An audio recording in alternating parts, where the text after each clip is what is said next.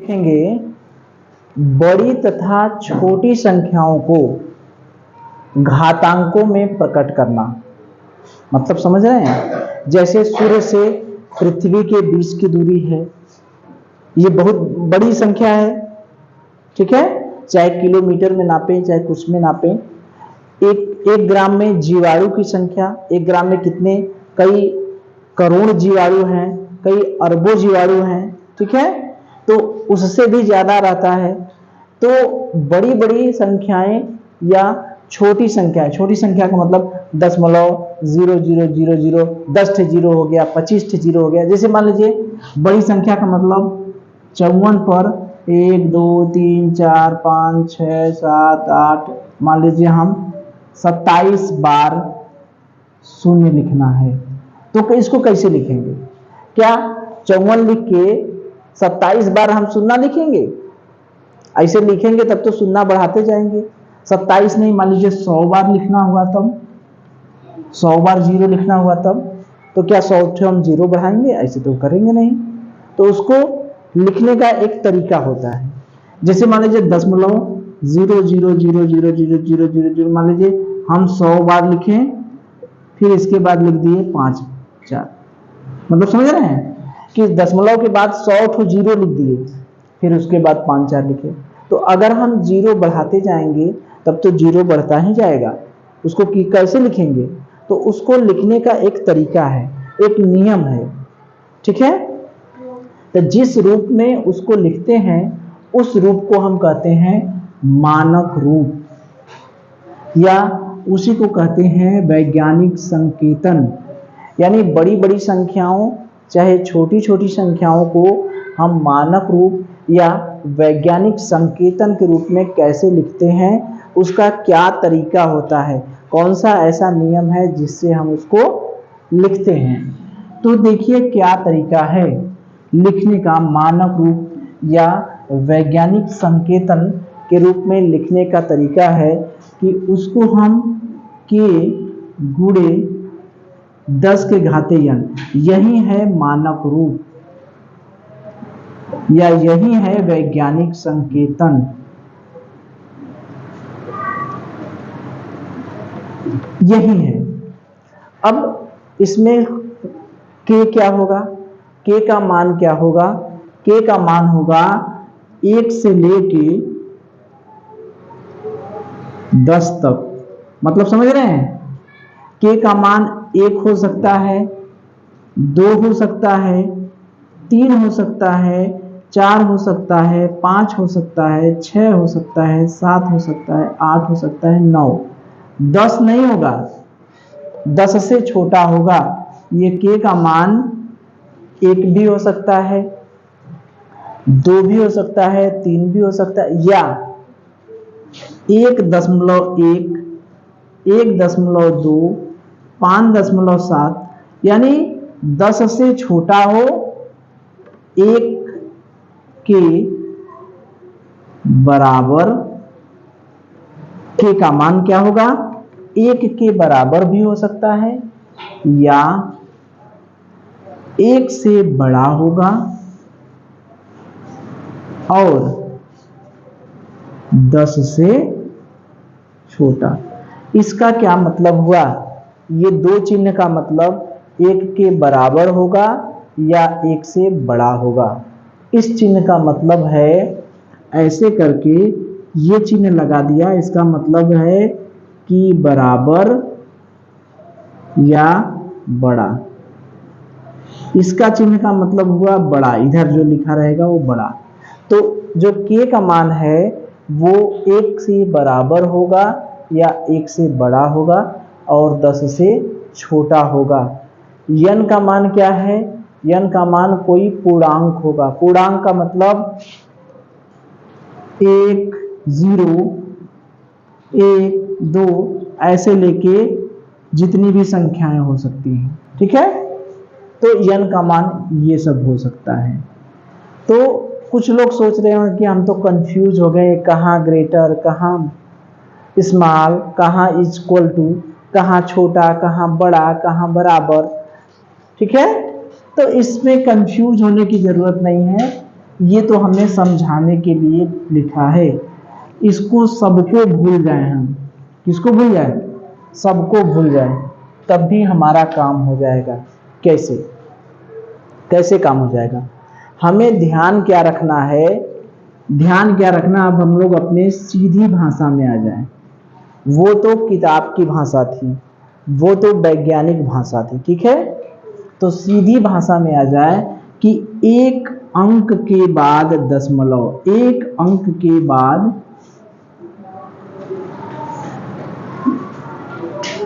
दशमलव लगाना है, ठीक है।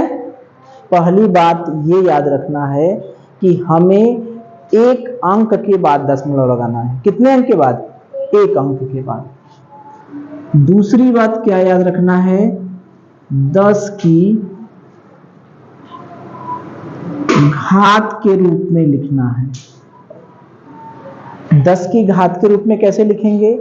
अगर 10 है तो उसको लिखेंगे 10 के घात 1। अगर 0 है तो 0 है तो उसको कैसे लिखेंगे? 10 के घात 0 कहाँ लिखेंगे? 1 है तो 10 के घात क्या लिखेंगे? 0। अगर 10 है तो 10 के घाते 1। 100 है तो 10 के घाते क्या हो जाएगा? 2। 2 0 है, 1 के आगे 3 0 रहेगा तो 10 के घाते क्या हो जाएगा? 3। 1 के आगे 4 0 रहेगा तो 10 के घाते 4। इस तरह से बढ़ता जाएगा। बस हमें सब कुछ भूल जाए, कि छोटा बड़ा सब कुछ भूल जाए, ठीक। बस ये याद रखिए कि एक अंक के बाद दशमलव लगाना है और उसको 10 की घात के रूप में लिखना, इतना तो याद रहेगा, ठीक है। अब देखिए, ये 54 है, 54 में एक अंक के बाद दशमलव कैसे लगाएंगे? ये दशमलव जब हम लोग पढ़े थे तो उसमें हम लोग को बताया गया था। 54 है, अब 54 को एक अंक के बाद दशमलव लगाना है। कैसे लगाना है? एक अंक के बाद, ठीक है। अब देखिए, एक अंक के बाद दशमलव कैसे लगेगा? हमने एक अंक के बाद दशमलव लगा दिया, ठीक।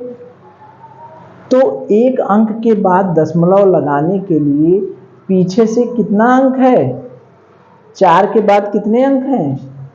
कितने अंक दशमलव के बाद कितने अंक हुए टोटल? एक अंक। कितने अंक हुए? एक अंक। तो जब एक अंक हुए तो हम क्या करेंगे? 10 से गुणा कर देंगे। एक अंक है तो 10 से गुणा किए। बात समझ में आ रही है? एक अंक, दशमलव के बाद एक अंक है तो कितने से गुणा किए? 10 से। तो यानी 54 को हम कैसे लिख सकते हैं? 5.4 गुणे 10 के घाते 1। हमारा हो गया कि नहीं? एक अंक के बाद दशमलव लग गया, 10 के घात भी हो गई, तो ये हमारा मानक रूप में लिखने का तरीका हो गया। ये मानक रूप है। ये कौन सा रूप है? मानक रूप। इधर क्या है? संख्या है, ठीक है। अब चलिए, 54 के बजाय 540 है को किया जाए तो 540 को जब करेंगे, एक अंक के बाद दशमलव लगाएंगे तो दशमलव के बाद कितने अंक हैं? 2 अंक। कितने अंक हैं? 2 अंक। दशमलव के बाद 2 अंक है, इसका मतलब हम कितने से गुणा करेंगे? 10 के घाते कितने से गुणा करेंगे? 2 से। दशमलव के बाद एक अंक रहेगा तो 10 के घाते 1 से गुणा। दशमलव के बाद 2 अंक रहेगा तो 10 के घाते 2 से गुणा। यहां पर देखिए, 54 100 है, एक अंक के बाद दशमलव लगाना है। एक अंक के बाद क्या करना है? दशमलव। मानक रूप में लिखने के लिए एक अंक के बाद ही हम दशमलव लगाएंगे, लेकिन यहां पर दशमलव के बाद कितने अंक हैं? कितने अंक हैं? 3 अंक। तो 3 अंक हैं तो इसका मतलब 10 के घाते क्या होगा? बात समझ में आ गई? ये 54 पर 3 0 है, एक अंक पर दशमलव लगा दिए। अब देखिए, अब यहां पर दशमलव के बाद कितने अंक हैं? 1 2 3 4, तो 10 के घाते कितने से गुणा करेंगे? 4 से। इतनी चीज क्लियर आई? तो ये सब हमारे क्या है? मानक रूप। ये क्या है? मानक रूप। ठीक है, ये हमारी क्या है? संख्या। ये सब क्या है? मानक रूप। तो बड़ी संख्या है उसको मानक रूप में हम लिख लेंगे। एक और किया जाए, चलिए, अगर मान लीजिए इसको मिटा दें, ये तो मिटा दिया ना। अगर 54 पर 1 2 3 4 5 6 7 8 9 10 इतने जीरो हो गए, तो 5.4 तो लिखेंगे हम। ठीक है, 5.4 तो लिखेंगे, 10 तो जीरो लिखने की जरूरत नहीं है, केवल 4 लिख देंगे, जीरो को बार बार दिखाने की जरूरत नहीं है। ठीक है, जैसे अगर हम 5.4 लिखें, चाहे 5.40 लिखें, चाहे 5.400 लिखें, या 5.400 लिखें, सब समान है। सभी क्या है? समान है। ठीक है, तो बार बार जीरो लिख के हम क्यों अपना समय नुकसान करें? ठीक है, चलिए अब देखिए, अब 5.4 तो लिख दिए, अब 10 के घात कितना लिखेंगे बच्चा? लिखने के लिए हमें यह देखना होगा कि 4 दशमलव के बाद कितना है? 4 है, तो 4 के बाद कितने जीरो हैं टोटल 4 को लेकर? 1 2 3 4 5 6 7 8 9 10 11, कितने हैं? 11, यानी 10 के घाते क्या हो गया? 11। ठीक है, अगर केवल 5.4 रहता तो हमने, अरे 54 है, तो हमने क्या किया था? 5.4 गुणे 10 के घाते क्या किए थे? 1। यही ना है, 4 का मतलब दशमलव के बाद एक ही अंक है। 540 था तो 5.4 गुणे 4 को लेकर कितने अंक हो गए? 2 अंक, यही ना हुआ? तो 10 के घाते क्या किए थे? 2। 54 पे 54 पर 2 जीरो है, तो 5.4 गुणे कितना हुआ? 4 को लेकर कितने हुए? 4 के दशमलव के बाद 4 है, तो एक तो हो गया 4, 1 2 3, यानी 10 के घाते कितना हुआ? 3। तो 4 को लेकर यहाँ कितने हैं? 1 2 3 4 5 6 7 8 9 10 11। ठीक है, तो 5.4 गुणे 10 के घाते 11। ठीक है, तो ये तो हो गई बड़ी संख्या को। किस संख्या को? बड़ी संख्या को। अगर हम छोटी संख्याओं को लिखें तब क्या होगा? छोटी संख्याओं को, छोटी संख्याओं को मतलब समझ रहे हैं? दशमलव, छोटी संख्या का मतलब 1 से कम, 1 से कम। बड़ी संख्या का मतलब 1 से अधिक। तो छोटी संख्या माने 1 से कम, 0.54। अब देखिए, अब ये इसी जगह थोड़ा सा समझना है।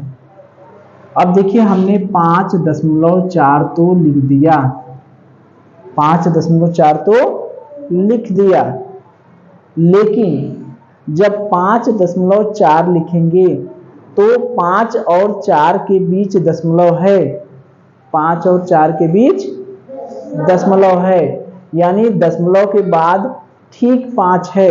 अगर इसको हम थोड़ा सा ऐसे करें तो 54 में इसको अगर हम कहें तो 54/100, हम समझाने के लिए बस कर रहे हैं, 54 करेंगे तो 100 से भाग देंगे।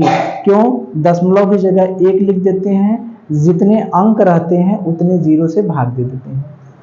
ये हमारा हो गया। इसका मतलब समझे? लेकिन हमें ये भी नहीं करना है, हमें एक अंक के बाद दशमलव लगाना है। यानी जब हम 5.4 करेंगे तो इसका मतलब 100 से भाग नहीं देंगे, कितने से भाग देंगे? जब 5.4 करेंगे तो इसका मतलब इसमें हम क्या करेंगे, इसमें भाग भी देंगे 10 से और गुणा भी करेंगे। तो ये जो हमारा हो गया, ये 100 की जगह ये 54 को हमने 5.4 बनाया, तो इसका मतलब हमने क्या किया,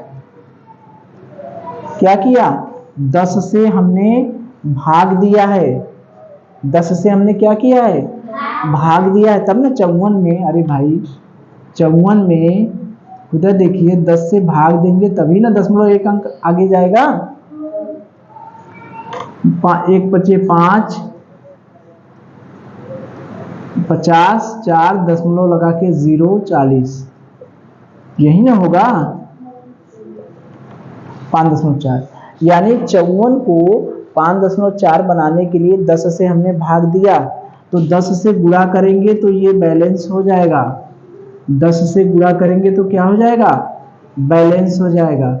और नीचे है 100, 1 0 से 1 0 कट गया, यानी 5.4 में हम 10 से भाग देंगे तब हमारा आएगा ये। बात समझ में आ रही है? 0.54 को हम 5.4 से भाग देंगे, 5.4 में 10 का भाग देंगे तब ये आएगा। अगर इस 10 को हम ऊपर लेके चले जाएं तो 5.4 गुणे 10 के घाते, 10 का मतलब क्या हुआ, 10 का मतलब 10 के घाते 1, तो ये ऊपर जाएगा तो ऋण 1 हो जाएगा। तो ये ऋण 1 को समझाने के लिए ही हमने इतना किया है कि 0.54 में अगर हम 54/100 कर देते हैं या 5.4/10 करेंगे तब ये आएगा। यानी 0.54 को 5.4 गुणे 10 कहते -1 लिखेंगे। अब देखिए ये कैसे आया, ये तो हमने समझा दिया, लेकिन हम शार्ट रूप में इसको कैसे लिखेंगे। दशमलव के बाद ठीक क्या है, 5, क्या है ठीक, 5, ठीक है। तो अब देखिए दशमलव और 5 के बीच कितने अंक हैं, दशमलव और 5 को मिला, दशमलव के बाद 5 को लेकर कितने अंक हुए, 1, कितने अंक हुए, 1, तो 10 के घात क्या होगा, ऋण 1। अगर दशमलव के बाद अंक हैं, दशमलव के बाद अगर छोटी छोटी संख्याएं हैं, दशमलव के बाद अंक हैं, तो दशमलव के बाद ठीक 5 कब आता है, 1 अंक के बाद, तो 10 के घात 1। तो इसको हम करेंगे तो 5.4 गुणे 10 के घाते ऋण 1। अब देखिए यहां पर देखिए 5.4 गुणे दशमलव और 5 लेकर कुल कितने अंक हुए, हमें 5 को देखना है, 1 अंक के बाद जो है दशमलव से पहले जो है उसी को देखना है। यहाँ पर 5 और दशमलव के बीच कुल कितने अंक हुए, 1 2, कितने हुए, 2, तो 10 के घाते क्या हो जाएगा, ऋण 2। यहाँ पर ध्यान दीजिए 5.4 गुणे 5 और दशमलव के बीच में टोटल कितने अंक हैं, 5 और दशमलव, मतलब 5 को लेकर कहेंगे तो 1 2 3, तो 10 के घाते क्या हो जाएगा, ऋण 3। यहां पर देखें 5.4 गुणे 10 के घाते 5 और इस दशमलव को लेकर कुल कितने हुए, 1 2 3 4, 10 के घाते क्या हो गया, ऋण 4। अगर हम कहें दशमलव 0 0 0 0 0 0 0 बस करें कि और लिखें 5 4, ये हो गया। तो 5.4 गुणे 10 के घाते कितना होगा, इस 5 को और इस दशमलव को लेकर के गिने कितने हैं, 1 2 3 4 5 6 7 8 9 10 11 12 13 14 15, यानी 10 के घाते माइनस क्या हो गया, 15। बात समझ में आई? तो बड़ी बड़ी संख्याएं और छोटी छोटी संख्याओं को कैसे लिखते हैं समझ में आया? कुछ प्रैक्टिस किया जाए, चलिए तो देखिए आप लोगों ने ये तो देख लिया कि मानक रूप में बड़ी संख्या को और छोटी संख्या को कैसे लिखते हैं, इतना तो देख ही लिए हैं। तो अब आप लोगों का टेस्ट लिया जाए। चलिए, ज्यादा दिमाग नहीं लगाना है। अब इसको मानक रूप में लिखना है। तो मानक रूप में लिखने का मतलब कितने अंक के बाद दशमलव लगाएंगे? कितने अंक के बाद? 1 अंक के बाद। Very good. तो 5.976 गुणे 10 के घात लिखेंगे। अब 10 के घात लिखने के लिए क्या करना है? 9 से लेकर वहां तक गिनना है। कितने हुए अंक? 1 2 3 4 5 6 7 8 9 10 11 12 13 14 15 16 17 18 19। तो 10 के घाते क्या हो गया? 19। बात समझ में आई? 9 से लेकर 1 अंक के बाद देखना है, तो 5 अंक के बाद तो दशमलव लग जाएगा। तो इस 9 से लेकर अंत तक टोटल कितने अंक हैं? 19। इसको बताइए 1.5। बताइए जल्दी से, 10 के घाते कितना होगा? बताइए कितना हुआ? 12। देखते हैं, यहां से गिनना है 5 के यहां से। 1 2 3 4 5 6 7 8 9 10 11 12। वेरी गुड, ठीक है। चलिए, अब इसको भी लगे हाथ कर लिया जाए। अब देखिए, 1 अंक के बाद दशमलव लगाना है, तो 4.5 तो लिखेंगे ही। अब 10 के घाते यहां पर धन होगा कि ऋण होगा? ऋण होगा। चलिए, तो ऋण तो हो गया, ये तो समझ गए कि ऋण। अब कितना ऋण होगा? किसको पकड़ेंगे? 5 को, अरे सॉरी, किसको पकड़ेंगे? 4 और दशमलव के बीच कितने हुए? गिनिए, 1 2 3 4 5। इसको क्यों गिनेंगे? ये तो दशमलव के पहले है ना। इससे क्या, दशमलव और 4 के बीच, वो भी 4 को लेकर, तो कितने हुए? 1 2 3 4 5। तो 10 के घाते क्या हो गया? 5। ठीक है। इसको बताइए, 2.5 तो होगा ही, गुणे 10 के घाते ऋण में क्या होगा? बताइए। 10 के घाते 3। वेरी गुड, ऋण 3। समझ गए? तो अगर बड़ी बड़ी संख्याएं रहेंगी या छोटी छोटी संख्याएं रहेंगी, तो उसको मानक रूप या वैज्ञानिक संकेतन, जिसे कहते हैं वैज्ञानिक संकेतन या मानक रूप में लिख लेंगे। बताइए, अब तो लिख लेंगे ना। चलिए,